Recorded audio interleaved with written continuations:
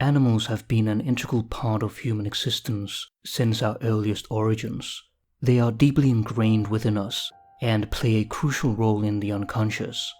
Our ancestors created prehistoric cave paintings of animals in the dark with limited visibility, making the earliest art and reflecting early consciousness. This act of naming the animals parallels Adam's task given by God in the Garden of Eden. The human dominion over the animal kingdom is found in the ancient motif of the master of animals, which shows a human taming wildlife. In the Middle Ages, bestiaries were popular medieval books featuring animals and mythical creatures like dragons, unicorns, and phoenixes. Each was given a symbolic meaning in the context of Christianity. For example, the pelican was associated with self-sacrifice. Young pelicans strike their mother with their beaks, and she strikes back, killing them. After mourning for 3 days, she wounds herself in the breast, sprinkling the dead birds with blood, and thus reviving them. The word animal was hardly used before the 1600s, and then mostly by scholars. Animals were called beasts, creatures, etc. The word animal derives from the Latin word anima, breath or soul. The animal is any living being which breathes. That includes human beings, although it is colloquially used to refer to non-human animals. Animals were and are our prey, predators, helpers, and companions. Today, many of us have animal pets as members of our family, and their presence have been noted to have therapeutic effects. American psychologist James Hillman writes, "The animals must have known Adam as well. We too display a psychic image. We are each an open book to the animal eye, especially to our household pets, who can call you on your state of soul before you have any notion of it. Not only are pets part of the larger family, but they are intimately familiar observers of your unconscious presentation in everyday household life. They were the first psychoanalysts.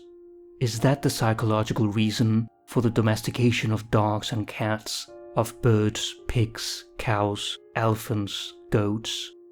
The animals could make us aware of ourselves. When we are present to the animal, Adam is there, and Eve, and we are in the garden from which the animals, unlike us, were never ejected." Animals have a special relationship with the divine. The Ainu shamans of Japan consider animals as gods in disguise, who live in their own god worlds, invisible to human eyes, but who also share a common territory with humans. Many primitive tribes wear animal masks in their sacred ceremonies, and have animal totems, where a certain animal can act as a spiritual guide to the person or the community. In Native American culture, a neophyte is accompanied by animal spirits during his or her initiation to become a shaman. These act as psychopumps, guiding one's soul through the untamed lands. Swiss psychiatrist and psychologist Carl Jung frequently remarked that animals embodied the divine aspect of the human psyche.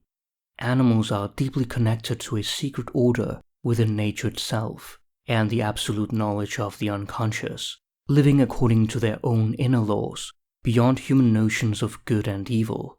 And herein lies the superiority of the animal. Jung writes, "We forget that the animal is the most pious thing that exists, the one thing besides plants that really fulfills its destiny, the will of God. We are of the devil because we're always deviating, always living something of our own. Animals live exactly as they were meant to live. Animals accept their fate with resilience. Losing a leg, they adapt. Becoming blind, they continue despite the hardship, and will probably starve.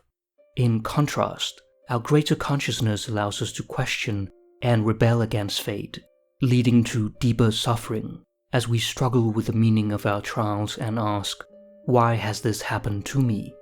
This awareness can make suffering feel more profound. Perhaps animals are enlightened because they live fully in the moment, grasping a sense of wholeness instinctively rather than intellectually. In that way, they might be closer to God. Animals also evoke childlike joy in us, constellating the divine child archetype. When we fulfill our true purpose, this sense of completeness can return in old age. As quite an old man, speaking of the limitations of age, Jung confesses, "Yet there's so much that fills me, plants, animals, clouds, day and night, and the eternal in man. The more uncertain I have felt about myself, the more there has grown up in me a feeling of kinship with all things." With animals, the continual succession of generations brings no change. They appear to share the fundamental nature of creation, its repetitious, rhythmic stability. Animals are eternal forms walking around. In other words, the origin of the species is outside historical, empirical knowledge. They are themselves the origins, the revelations of eternal forms, hence why they have always been considered sacred and close to God. In Christianity, God has his animal, the dove. Jesus had his, the lamb, and the four evangelists were associated with man, lion, ox or bull, and eagle, just as the four sons of Horus were man, jackal, baboon, and falcon. Jung stated, "Over the animal is the god, with the god is the god's animal." In various religions, animals are revered as gods. In Egyptian mythology, the falcon represents Horus, the ibis or baboon symbolizes Thoth, and the jackal is linked to Anubis, the guide to the underworld. In Hinduism, deities have animal mounts. Shiva has a bull, Ganesha has a mouse, and Durga has a tiger or lion. The animal is also a messenger of the gods, and people recognize that the divine being was present within the animal. The reason we must give so much attention to animals in our unconscious is that they represent forms of life that are still in touch with a form of absolute knowledge. They are the ones who can lead us to this source of natural life. Theriomorphic symbols, that is, gods or beings in animal form, are very common in dreams and unconscious manifestations. This symbolism arises out of the primal, chthonic aspect of nature, that deep source in the unconscious that was reduced to an aberration by Christianity, yet set at the center of a process of redemption by the alchemists. When animals appear in our unconscious, they typically symbolize our instincts, though it is more complicated than that, as each animal has a different instinctual impulse, which is based on biological survival, but also on instinctual images or archetypes. It is the latter that provide us with the symbolic patterns of the collective unconscious and help us to understand our own psyche. We belong to the animal kingdom, and knowing this is part of the individuation process, the journey towards wholeness. Yet we seem to have forgotten our roots. Each of us is like an ark, a microcosm containing the animals. The 3rd century Christian scholar Origen writes, "Understand that you have within yourself herds of cattle, flocks of sheep and flocks of goats, and the birds of the air are also within you. Do not be surprised if we say that these are within you, but understand that you are another little world." According to Jungian analyst Marie-Louise von Franz, animal stories seem to represent the deepest and most ancient form of archetypal tales. We anthropomorphize animals because they reveal certain emotions in us, that is, our animal instincts. What is out there displays our inner self, so the study of animals affords great self-knowledge. From a psychological standpoint, animals appearing in stories are symbolic animals, for the animal is the carrier of the projection of human psychic factors. It is important to emphasize that projection occurs unconsciously, an idea that is frequently overlooked. Each animal appears with a certain quality, such as the cunning fox, the dangerous wolf, the magical and transformative frog, the noble lion, the intelligent crow, the wise owl, the protecting bear, etc. The 6th century BC Greek storyteller Aesop is credited with a collection of fables featuring anthropomorphic animal characters. Symbolic animals are recurring characters in fairy tales, which von Franz considers the purest and simplest expression of collective unconscious psychic processes. These animals often appear as symbols of the self. She writes, "From the fact that the self appears in animal form in the dreams and visions of medicine men and creative individuals, it is clear that it is first perceived as a purely instinctive unconscious force, greater and more powerful than the ego, but entirely unconscious. It embodies the complete wisdom of nature, yet does not possess the light of human consciousness. Our unconscious projection of animals onto the stars reflects their deep wisdom and profound connection to the human psyche. Symbolic animals are, of course, an application of human terms projected onto an animal that is simply being itself and following its own laws. We do not pretend to study animals just as they are. In our case, it is much more important for us to realize the impression each animal makes on the human being. Therefore, we are primarily concerned with the animal's psychological meaning. However, the biological facts must also be correctly considered, such as if the animal belongs to a warm or cold-blooded species, if they are vertebrates like mammals, birds, reptiles, fish, who possess a cerebrospinal system, the brain and the spinal cord, or invertebrates such as insects, crustaceans, snails, worms, jellyfish, etc. For instance, a lizard who is cold-blooded represents the deeper layers of our psyche, a sort of completely unconscious soul. Thus, the study of animal biology is important for the analysis of our own unconscious. It is an ancient idea that we are, in a mysterious way, connected with nature, animals, and other human beings by the anima mundi or world soul. The more we understand nature and all life, the more we understand ourselves. The helpful animal motif is typical in fairy tales. When all seems lost for the hero, an animal appears that shows him something very self-evident which he has not seen. That is the function of the instinct, which helps in situations where nothing else helps. So, people who can follow their instincts are much better protected than by all the wisdom of the world. If we learn to trust our own experience, it will, according to the natural law, lead us to a state of completeness, to what we really are. Therefore, it is an important question for the psychologist whether a series of emotions is in accordance with the instincts represented by the animals. Friedrich Nietzsche writes, "And behold, an eagle swept through the air in wide circles, and on it hung a serpent, not like a prey, but like a friend, for it kept itself coiled round the eagle's neck. They are mine animals, said Zarathustra, and rejoiced in his heart. The proudest animal under the sun, and the wisest animal under the sun. They want to know where Zarathustra still liveth. Verily, do I still live?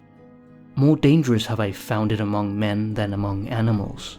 In dangerous paths goeth Zarathustra. Let mine animals lead me."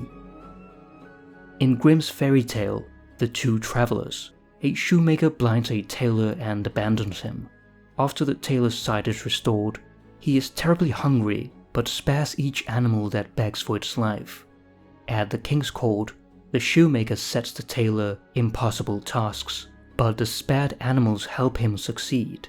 The tailor is rewarded for his kindness, while the shoemaker is punished for his cruelty.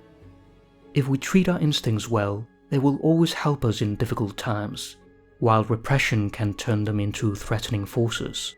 This often appears in nightmares as a wild beast chasing or attacking us. The animal reflects our neglect of our true nature. The self mirrors the ego's attitude towards it. Jung writes, "We know that the mask of the unconscious is not rigid. It reflects the face we turn towards it. Hostility lends it a threatening aspect. Friendliness softens its features." In all of her years studying fairy tales, von Franz observed one unfailing rule. Anyone who earns the gratitude of animals invariably wins out. A strange twist in fairy tales involves the animal instructing the hero to kill it after providing aid, and the hero must trust his animal instinct so wholly that he is willing to do so. Once one has fully embraced one's animal instincts, they must be sacrificed for the true self, the whole person, to emerge. Instincts give life meaning and harmony, but overindulgence can lead to losing consciousness, which implies possession by the animal. The greatest consciousness is not a regression to the animal level, but a return to it on a higher level. It is the animal who knows the way home. It is the animal within us, the primitive, the dark brother, the shadow soul, who is the guide. Certain animals may appear more frequently and hold special significance for us. However, it is above all the animals that appear in unconscious manifestations, dreams, active imagination, visions, etc., that interest the psychologist, which usually point to an important insight. Jung writes of a synchronicity. I walk with a woman patient in a wood. She tells me about the first dream in her life that had made an everlasting impression upon her.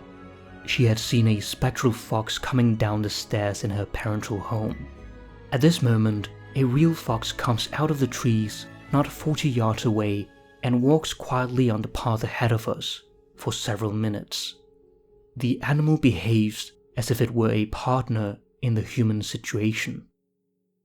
In her book, The Archetypal Symbolism of Animals, Jungian analyst Barbara Hanna explores the symbolic meaning of some domestic and wild animals. While it's tempting to classify animals for easy reference when they appear in dreams, each animal has multiple meanings based on personal context. Jung differentiates between big dreams, which stem from archetypes in the collective unconscious, and little dreams, which arise from complexes in the personal unconscious. The latter are the most common, although dreams can also contain elements from both sources. When an animal appears in a dream, start by exploring your personal associations and how the animal relates to your current attitude or situation in life. For example, a starved horse might symbolize the unlived life, neglect of what truly matters. Afterwards, use amplification by examining the animal's biological facts, its role in myths and fairy tales. This process amplifies the personal content to a collective level for deeper understanding. We'll now explore the archetypal symbolism of animals discussed in Hanna's book, the cat, dog, horse, bull, cow, lion, and serpent, to understand their role in the unconscious. For more animal symbolism, consider reading the Book of Symbols, Reflections on Archetypal Images, by the publisher Taschen. It is a treasure trove of symbolism. Starting with the archetypal symbolism of the cat, it is considered the least domesticated of our household pets. Archaeological evidence shows a burial ground in Cyprus of a child buried with a cat approximately 9,500 years ago. The domestication of cats likely began in the Near East, in the region known as the Fertile Crescent. The development of agriculture led to surplus grain storage, attracting vermin. Cats help control these pests and reduce disease. Domestic cats were highly revered in ancient Egypt, dating back 4,000 years. Many prayers or charms were exclusively for the protection and well-being of cats. They were practically household gods. Countless mummified cats have been discovered in archaeological excavations, as well as cat-shaped amulets and sculptures. In the city of Bubastis was the Temple of Bastet, the cat goddess of fertility and protection, and cats were her earthly embodiments. One of the most popular celebrations in ancient Egypt was dedicated in honor to this goddess. Rituals were performed, people danced and played music, and more wine was consumed on that day than was the case throughout the year. It was a grave sin in ancient Egypt to hit a cat, and a serious crime to kill one. The historian Diodorus of Sicily reports the prompt death of a Roman soldier after he accidentally slew a cat while stationed in Egypt. In H.P. Lovecraft's short story, The Cats of Ulthar, it became a law that in the city of Ulthar, no man may kill a cat. The story emphasizes the mystical and enigmatic nature of cats, attributing them with supernatural powers. Cats are almost universally associated with magic and witches. The hook for this projection onto cats is probably the way that they, like serpents, can cast a sort of spell on their prey. A bird, for instance, is sometimes totally unable to fly away if it is caught in the spell of a cat's eyes. Cats are stealthy and can strike with lightning speed and use surprise tactics in an unpredictable fashion. The domestic cat is only one branch of a large family of felines, which includes lions, tigers, leopards, panthers, and so on.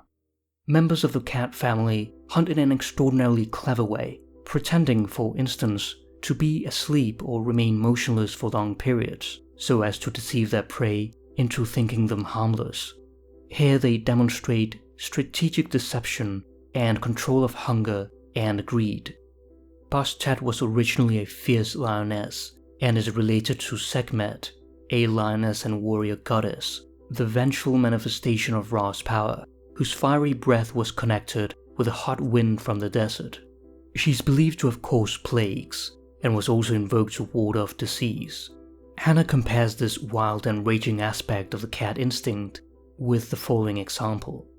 An Englishman with a very pronounced cat anima, the feminine soul in man, used to go to bed feeling quite pleasant and then wake up in the night in such a Sekhmet mood, after which everything went wrong. His state usually began by his being furious with someone. He then tormented himself with negative thoughts about every friend and everything in his life. Once when he went back to sleep after such a bad mood, he dreamed that he was an adolescent boy and was tying a tin can onto the tail of a cat. Evidently the trouble began with his provoking or even torturing his anima cat, and she responded with a Sekhmet mood of an utterly negative and destructive character. Compared to other animals, it took a lot more time for the cat to become domesticated, because domesticity does not seem to be fully compatible to its character. Generally speaking, the cat's innate sense of attachment is more oriented toward a specific location rather than an individual person. Lack of responsibility is a leading characteristic of cats. If someone broke into your house, the average cat would let its owner be killed and would settle down in the same house with the killer, provided it was well treated. If a cat notices that you are in a bad mood, it may just disappear. Cats teach us about emotional detachment. Therefore, the non-identification with emotion is important in the cat instinct. Jung remarked that one should never use emotion unless one can just as well not use it, for otherwise one is possessed by it. If you can say, "Yes, I am in an awful rage," then you are no longer identical with your emotion. You see your own rage with a certain objectivity. But if you cannot do this, then you are its prey. You become a wild animal dissolved in unconsciousness. It is the move from ego to self. Awareness of the self is the protection par excellence against the danger of being swept away and possessed by moods and emotions. Cats are symbols of coziness, laziness, and relaxation. We might even call cats somewhat Epicurean, choosing the deliberate, continually renewed choice of relaxation and serenity. The integration of the cat archetype is important for those who are workaholics and take life too seriously. A cat is a model for taking life as it comes, keeping calm about it, and finding the coziest places to stretch out and rest. If a lazy person dreams of a sleeping cat, you may be pretty sure the dream will in some way end rather badly. This is a complete paradox, for relaxation is one of the most desirable things in life, but laziness can lead straight to the devil. The meaning would be quite different if someone who was too tense had the same dream. Unlike many animals, a cat can support itself alone for years. The cat, of all domestic animals, is the one we can understand as a symbol of fierce independence and self-reliance, an archetypal image that can help us most in regaining touch with this aspect. The association of cats with women and dogs with men is practically universal.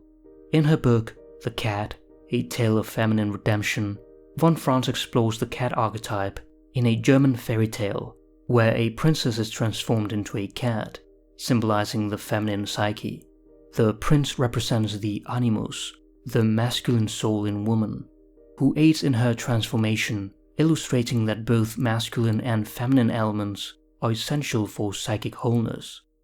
Finally, one can hardly overemphasize the importance of the playful element in the cat instinct. Lovecraft writes, "The superior imaginative inner life of the cat, resulting in superior self-possession, is well known. A cat is never without the potentialities of contentment. Like a superior man, he knows how to be alone and happy. Once he looks about and finds no one to amuse him, he settles down to the task of amusing himself." Moving now to the dog, it was likely domesticated between 30,000 to 40,000 years ago. The ancient wolves, now extinct, are the common ancestors of modern grey wolves and domestic dogs, who diverge from their ancestor through different evolutionary paths. Some wolves remain in the wild, and others became less aggressive and more sociable with humans as they shared mutual benefits. Wolves would help humans with hunting, and in exchange receive a consistent and reliable food source from leftovers, as well as shelter. The dog is much more domesticated and dependent on us, and is thus easier to train or educate than the cat. Since dogs have been so humanized, they are by no means a purely animal instinct. It is not easy to say anything about the original psychic qualities of dogs because of the extreme degree of training. They have been trained to be unusually brave and even fierce, but their innate quality at the bottom of the whole development with man is their docility, responsiveness, and willingness to learn. They can be trained to retrieve, hunt, protect, guard, search, lead the blind, perform all sorts of tricks, use to draw sledges, etc. The dog is, above all, a loyal friend, man's best friend. A poignant example is Hachiko, a Japanese dog who was accustomed to meet his master at the train station every day. One day, the master did not appear. He had died unexpectedly.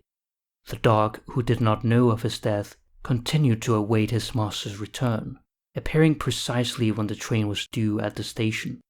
This lasted for almost a decade. On his death, a monument was erected in his honor, being a worldwide example of utmost loyalty. It is interesting to see then, as Hannah points out, that many creation myths in Asia and Eastern Europe claim it was a dog that first led man to the devil. This myth not only shows the dangers of temptation, but also the betrayal of man at the beginning of his history by his later most loyal friend, the dog. Myths, of course, represent archetypal motifs in the collective psyche.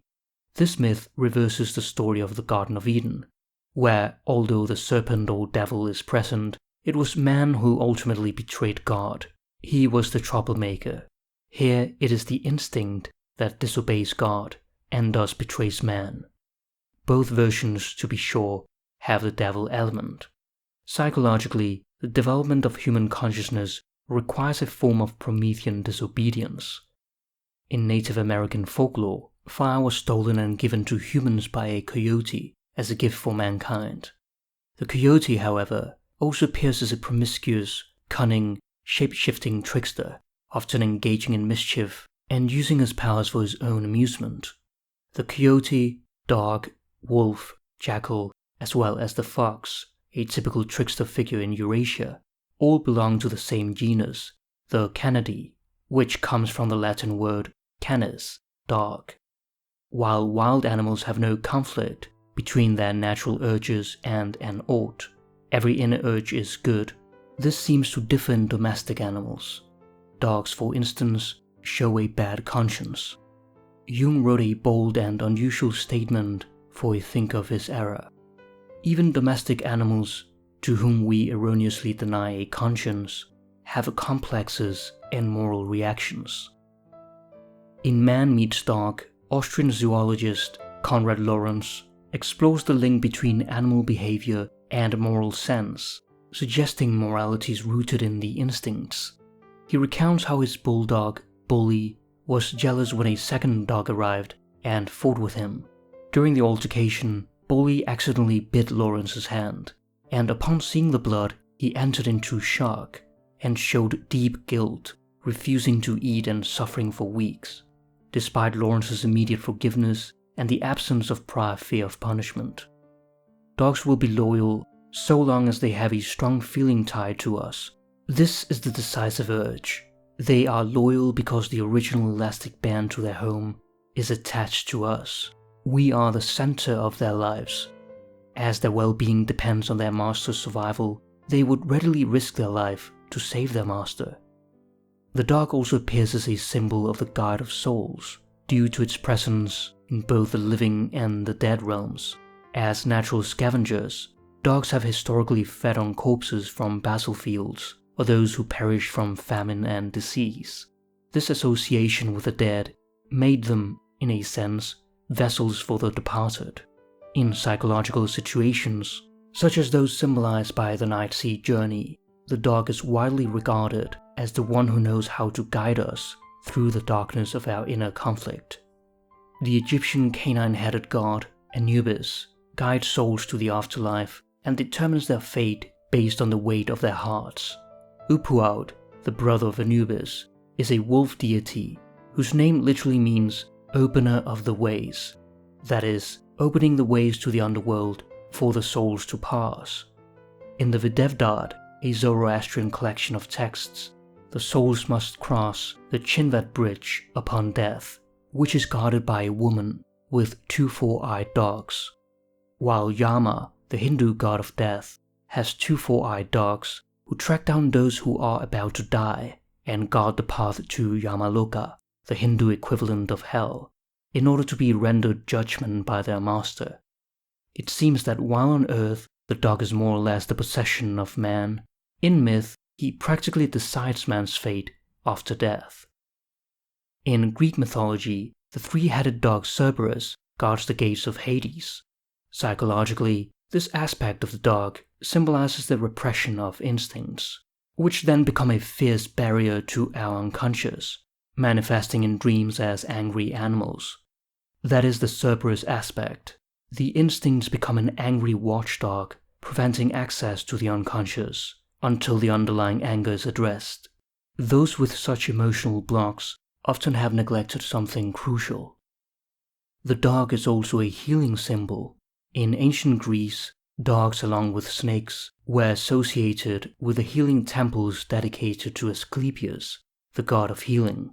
Patients in these sanctuaries often reported dreams of Asclepius, either in human form, applying ointment to their wounds, or theriomorphically as a dog or snake, licking and healing them.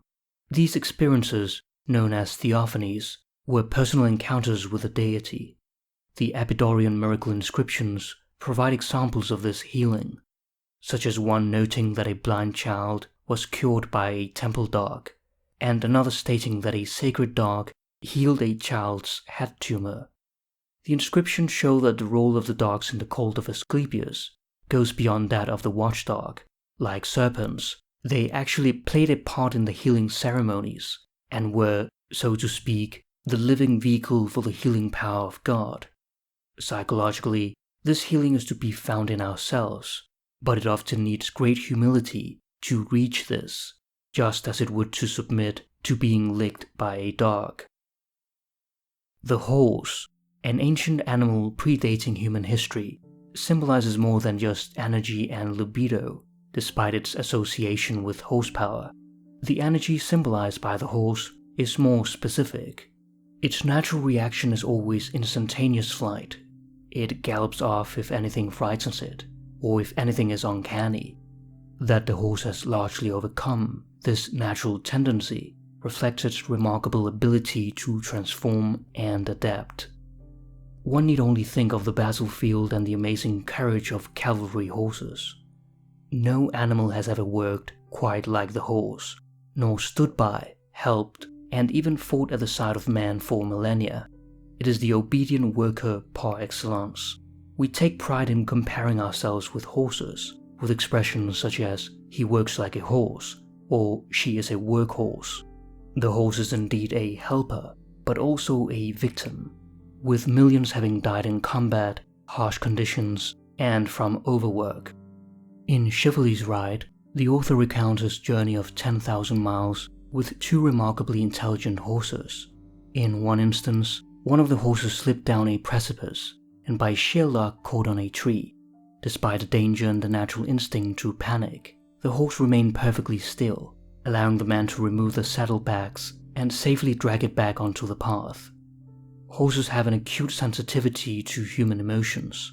For instance, they can become agitated if their rider is anxious, guide lost wanderers, or sense when a ride is imminent, even before any visible preparation starts. In his book, The Other Side, Alfred Cuban depicts an almost starved and maddened horse galloping around in wild panic as it is imprisoned in the catacombs beneath a town. This horse, lost in the labyrinth of the collective unconscious, never finds its way out and goes mad.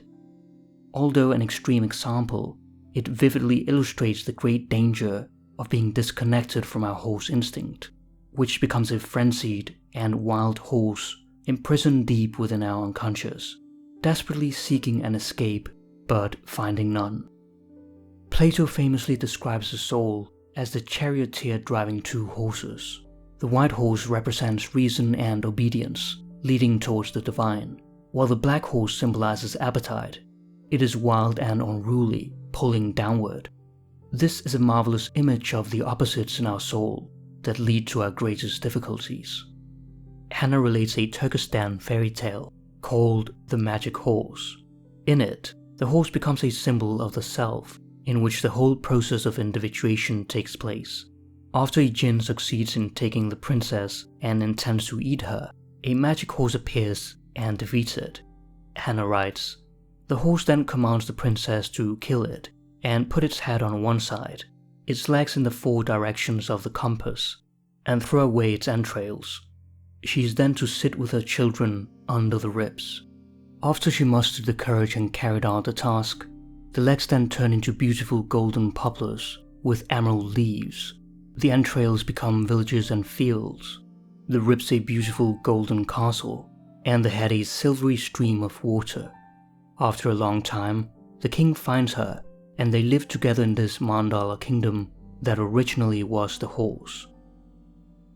The bull, the cow, and the ox represent the very foundations upon which our cultures were built. The domestication of cattle marked a monumental advance for humanity. The bull, symbolizing male generative power, was sacred to the Egyptians. It was worshipped as Apis, a fertility god who later became associated with Ptah, the creator god. The motif of bull sacrifice is widespread throughout the world. Mithraism, a mystery religion with esoteric rites, was popular in the Roman Empire from the 1st to the 4th century AD. However, it was suppressed and largely eradicated after Christianity became the official religion. Mithraism featured the Tauroctony, where Mithra slays a bull symbolic of a fertility rite. The bull's sacrifice was seen as creating new life, richer and more fertile than before. From the bull's body sprang all the useful herbs and plants. From its spinal cord came wheat that gives us our bread, and from its blood, the vine that produces the sacred drink of the mysteries. Only through the sacrifice of the bull could a new spiritual world come forth. The cow is a quintessential symbol of motherhood. The Egyptian goddesses Nut and Hathor are associated with the cow. In India, the cow is revered as Kamadhenu, a goddess who embodies various deities and can fulfill any desire. These are all representations of the Divine Mother archetype. The products of the cow belong to the most invaluable treasures of humankind, symbolizing its life-giving and nurturing aspects. The cow's maternal nature is deeply embedded in the archetypal feminine. It strives to protect everything weak and growing. It is more interested in the helpless than the strong. Its care is directed towards the future, for it is the young growing calf that it protects so passionately.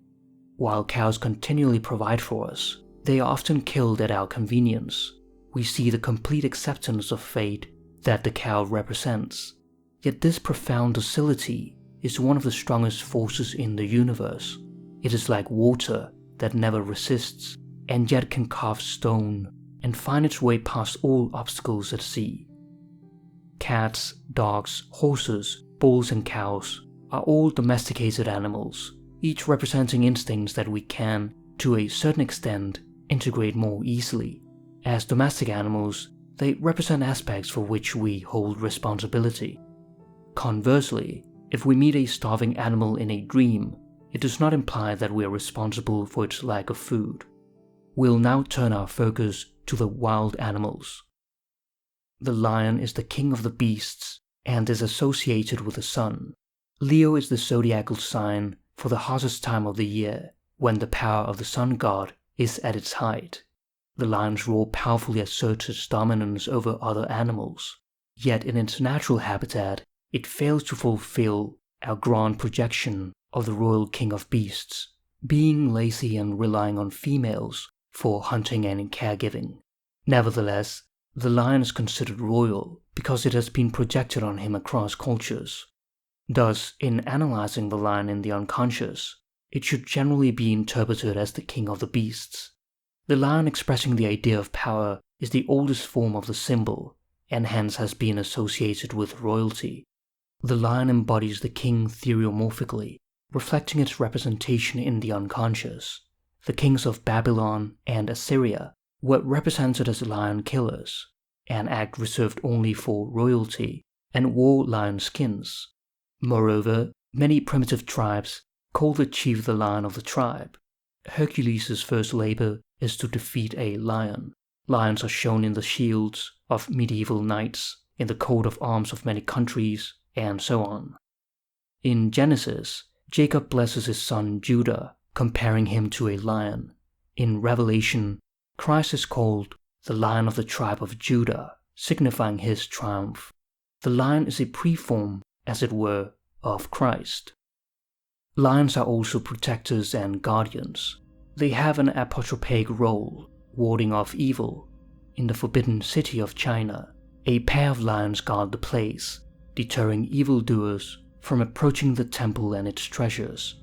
Similarly, the Lion Gate at Mycenaean Greece serves as a guardian at the entrance, and Egyptian sphinxes with lion bodies guarded sacred sites.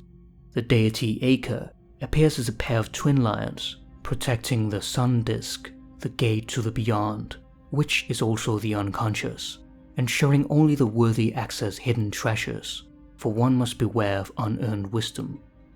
Over the centuries, the myth of Hercules overcoming the lion, that is, conquering his own ferocity, has undergone a change.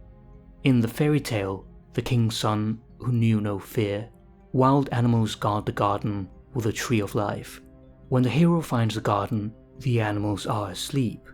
So he enters the garden, and in the tree, there's a ring which he puts his hand right through and plucks the apple. The ring fastens tightly around his arm, and he feels a mighty strength surge through his body. As he bursts open the main gate, the lion, previously sleeping, awakens not in rage, but as if recognizing its master. Here, the lion shifts from being an enemy to a protector and ally. The hero and lion become faithful friends. But we must not think that the theme of conquering the lion is now today outlived. It is as pertinent as ever. However, more self-realized individuals are called not just to overcome their emotions, but to integrate and cooperate with them for a greater purpose. Jung pointed out one great danger when meeting the unconscious, not the contents themselves, but the panic that can arise. Thus, we need to integrate the archetype of the hero without fear, present in many tales, to effectively engage with the unconscious. It is psychologically significant that the hero approaches the lion from within, instead of from the outside, as previous invaders had attempted. By obtaining the apple and ring, aspects of the self, the hero can walk through the closely guarded front door from the inside. This could be compared with the Cerberus aspect of the fierce watchdog, employed to keep out intruders. Behind this violent emotional complex is a great treasure, which is needed to face the complex. The hero's subsequent challenge involves freeing the princess, the integration of the anima, which is a more difficult challenge. We can contrast this psychological process with the alchemical symbol of the green lion devouring the sun.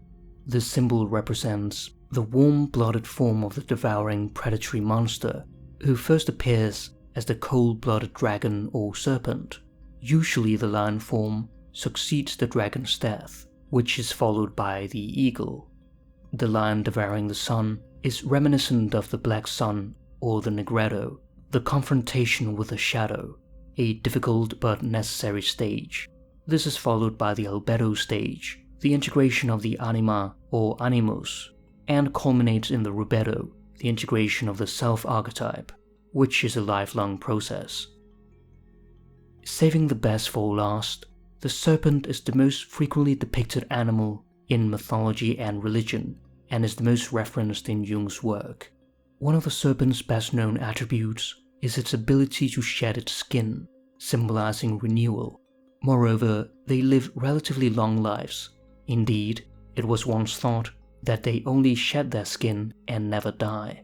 This contributed to their association with the eternal cycle of oneness, as seen in the Ouroboros, one of the oldest symbols in alchemy. In his seminar on dream analysis, Jung recounts a case where a man raised a python, a seemingly harmless creature he fed by hand. Despite the belief that the snake recognized him as its caretaker, it suddenly coiled around him and nearly killed him, requiring another person to intervene and kill the snake to save him. This is a typical example of the inherent danger and untrustworthiness of such creatures. Warm-blooded and cold-blooded animals have been adversaries for millions of years. The cold-blooded animal represents an extremely archaic psychology of the cold-blooded quality in us. There are people who, under certain circumstances, would be capable of things which they simply could not admit. It is frightening, we are shocked out of our wits and cannot accept it.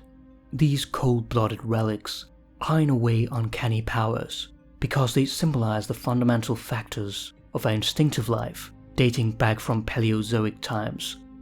Primates raised in captivity, who have never encountered snakes, still exhibit a strong fear response to both real and snake-like objects, often backing away and staring in awe. Despite their danger, snakes have a hypnotic, almost magical allure. Jung says that a terrible fear or an organic threat of disease is often expressed in dreams by a snake. For example, he had an acquaintance who told him that whenever she dreamed of snakes, it meant diseases. She dreamt of an enormous serpent that killed many people. A few days later, the second wave of the Spanish flu broke out and killed many, and she herself almost died. So, whenever life means business, you are likely to find a saurian on the way. There are 12 physical characteristics that seem to be the main reasons for the almost universal occurrence of the serpent symbol in mythology and religion. Inability to regulate body heat internally, orientation by sympathetic nervous system, which creates the fight-or-flight response, relative invisibility, simplicity of form, large prey swallowing, self-renewal through shedding, hypnotic lidless eyes, apparent unawareness of surroundings, extraordinary mobility, long lifespan, venomous quality, and solitary behavior, though they form snake balls during mating. The most famous serpent story is in Genesis, where it is described as more subtle than any other beast of the field which the Lord God had made. It deceives Adam and Eve, leading to their fall and its own punishment by God. In Revelation, the devil appears as a great dragon and is described as that old serpent who deceives the whole world. In Clavis Artis, an alchemical text attributed to Zoroaster, a dragon and serpent devour each other's tails, forming the Ouroboros. The dragon, a mythological form of the serpent, shares its name with the Greek dragon, meaning serpent, derived from the Proto-Indo-European root dirk, to see. Perhaps the literal sense is the one with a deadly glance or paralyzing sight, which refers to the serpent's hypnotic gaze. This is the famous attribute of the basilisk, another mythological form of the serpent. The serpent as an antagonist appears much earlier in ancient Egypt as Apophis, who resides in Duat, the underworld, and embodies darkness and chaos. He is the arch-enemy of the sun god Ra, and his role is to attempt to prevent the sun from rising each day by attacking Ra's solar bark as it travels through the underworld during the night. Every night, Ra transforms into a tomcat and cuts the serpent's head off with a knife. It is noteworthy that the evil force reserves the form of the serpent for itself as its most favored and privileged shape. The serpent's numerous physical advantages contribute to its symbolic role as a powerful antagonist. In the Epic of Gilgamesh, the hero Gilgamesh goes on a quest for immortality. In one of the crucial scenes, he finds a plant of life that is said to restore youth, but while he stops to take a bath in the cold waters, a serpent smells the flower and steals it, subsequently shedding its skin and thereby rejuvenating itself. In the Babylonian epic Enuma Elish, Tiamat, associated with the primordial sea, is depicted as a monstrous figure with horns and a tail, resembling a giant sea serpent or dragon. In Norse mythology, the world serpent encircles Midgard by biting its tail and will fight the gods during Ragnarok, the end of the world. There is also the dragon Nidhogg, who gnaws at the roots of Yggdrasil, the world tree. In contrast to Western cultures, Chinese dragons are typically seen as benevolent. They are symbols of imperial power, protection, wisdom, and good fortune, and are commonly featured in art and festivals to celebrate their auspicious qualities, reflecting the harmony and balance of Chinese values. The serpent is not just a symbol of evil, it also embodies light and wisdom. The paradoxical and subtle nature of the serpent appears when we consider Christ's injunction to be wise as serpents and harmless as doves. When God appeared to Moses in the burning bush, his staff was transformed into a snake, and Moses fled in fear, but God told him to pick it up again by the tail, whereupon it became a staff. It is thereafter referred to as the staff of God and is used to perform miracles. Moses led the Israelites through the wilderness, but the people turned against God because of the hardships along the way. Then God sends fiery serpents among the people, and many of them died. The people repented, and Moses prayed for them. And the Lord said unto Moses, Make thee a fiery serpent, and set it upon a pole, and it shall come to pass that everyone who is bitten, when he looketh upon it, shall live. This shows the paradoxical nature of the snake, being capable of poison and cure. Christ likened himself to this brazen serpent, saying, And as Moses lifted up the serpent in the wilderness, even so must the Son of Man be lifted up. A staff with a snake wrapped around it was the doctor's symbol, which is held by Asclepius. As we have mentioned with the dog, snakes played a vital role in the healing centuries of ancient Greece. According to Saint Hippolytus of Rome, serpent-worshipping cults had been in existence before Christianity, but had no written doctrines. The Aztecs, for example, worshipped the feathered serpent Quetzalcoatl, a creator god who used his blood to create humans after gathering ancient bones from the underworld. He also brought knowledge to humankind. In Asian religious traditions, Nagas are semi-divine beings with a half-human, half-serpent form, residing in Nagaloka, a subterranean realm filled with jewels and lakes. They guard treasure and knowledge. In Hinduism, the most prominent of the Naga Rajas, king of the Nagas, is Sesha, the thousand-headed Naga who holds the universe on his hoods and praises Vishnu from all his mouths. This cosmic serpent floats in the ocean of milk as a primordial form of Vishnu rests on it, dreaming the universe into reality. Another Nagaraja, Vasuki, is used as a rope to churn the ocean of milk in search of the nectar of immortality, sold by both Devas and Asuras, gods and demons. During this process, a deadly poison emerges which threatens to destroy the entire universe. Shiva intervenes by consuming the poison, turning his neck blue. The Devas triumph and receive the elixir of life. Vasuki is seen coiled around Shiva's neck. The snake also symbolizes the feminine cosmic energy, or Shakti, of the Kundalini, This energy, lying dormant like a coiled serpent at the base of the spine, can progressively ascend through meditation to unite with the crown chakra, leading to ecstasy and transcendence. The serpent symbolizes secret wisdom and the revelation of hidden knowledge and insight. It represents gnosis, or inner revelation from one's spirit, which is overwhelming and profound. In many Gnostic sects, like the Pereites and Ophites, the serpent is the symbol for Christ. Yaldabaoth is the malevolent lion-headed serpent demiurge, who created the material world in order to imprison souls in physical bodies. Some Gnostics compare him with Yahweh. The greatest trick the devil ever played was to convince the world that he is God. Jung writes, according to the old tradition, the creator of the world, the Demiurgos, was a blind demon who thought he had made human beings as unconscious as possible in order that they should not see the imperfection. But the God of the spiritual world was quite different. He never made material creations because that was beneath his dignity. Only demons could work with dirt, and he saw the mystery of those blind human beings and sent his son in the form of the serpent in paradise to tell them they ought to change. They ought to eat the forbidden fruit in order to become conscious and see the difference between good and bad, knowing good and evil, as the text says. So, the Son of God made his first appearance on earth in the form of the snake in paradise, giving good advice to the first parents. For certain Gnostics then, the serpent is equated with Christ, a positive messenger from God bringing illumination to man. It is associated with a spiritual death out of which new life is born. Thus, the serpent becomes a symbol of rebirth and gnosis. At the very least, the serpent points to the problem of evil, which, although outside the Trinity, is yet somehow connected with the work of redemption.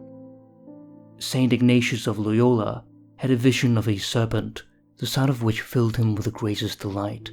The more frequently he saw it, the greater was the consolation he derived from it, and when it disappeared, his soul was filled with sorrow. Later, however, he decided that it was an evil spirit and drove it away with a stick. The original light-bringer is dogmatically repressed and becomes the devil. In the Gnostic text, Pistis Sophia, the outer darkness is depicted as a massive dragon encircling and guarding the light kingdom. Inside the dragon are 12 dungeons, each ruled by a figure with an animal head: crocodile, cat, dog, serpent, black bull, wild boar, bear, vulture, and basilisk. The last 3 dungeons have rulers with multiple heads: 7 dragon heads, 7 cat heads, and 7 dog heads, respectively. Whatever animal the unconscious may send you, there's an important message being delivered. When we are not aligned with our instinctual force, we often become sick and neurotic. In the beginning of life, one should trust the animal, one's instincts, to guide one into life, and this is just as true at the time of death. One must trust one's instincts to guide one out of life. Our instincts can teach us how to die properly. These are animal instincts. Therefore, if we trust the animal, if we trust our body, then we are let out of life as harmoniously as we were let into it. Understanding the deepest instincts of animals is crucial for both comprehending them and our own animal instincts: the cat's independence and self-reliance, the dog's loyalty, the horse's adaptability, the bull's sacrificial nature, the cow's nurturing quality and docility, the lion's power and protection, and the serpent's paradoxical nature are all but a few examples of how the dream animal can be interpreted.